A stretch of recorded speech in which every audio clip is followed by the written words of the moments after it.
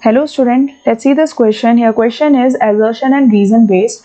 Here assertion is given the minimum value of the expression x square plus 2bx plus c is c minus of b square. Okay.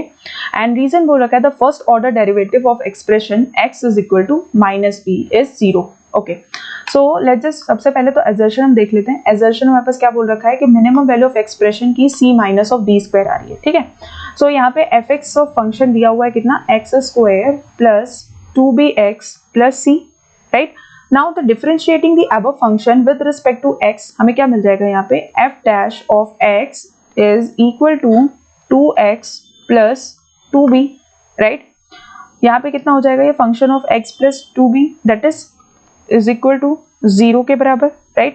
और we can write 2x plus 2b is equal to 0 और x is equal to we can write minus of b, right? Now अगर हम second order of differentiate करें fx that is equal to 2 के बराबर, right?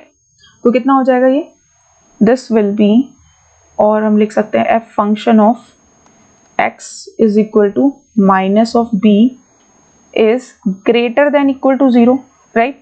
So hence the function attains a minimum value at x equal to minus b के बराबर, right? Therefore we can write function of minus b is equal to b square minus 2b square plus c के बराबर. ठीक है, जहां पर हमारे पास value कितनी आ जाएगी c minus of b square के बराबर. तो यहाँ पे assertion जो गिवन है हमारे पास, the minimum value of expression c minus b square एकदम क्या दी हुई है, करेक्ट दी हुई है.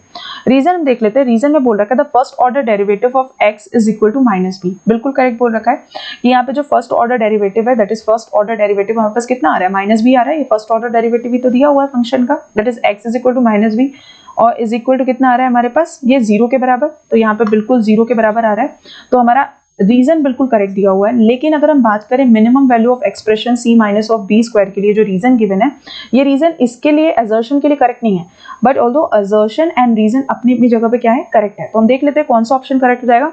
Both assertion and reason are correct and the reason is not the correct explanation of assertion. ठीक है, दोनों ही करेक्ट है लेकिन रीजन जो है वो करेक्ट explanation of assertion नहीं है.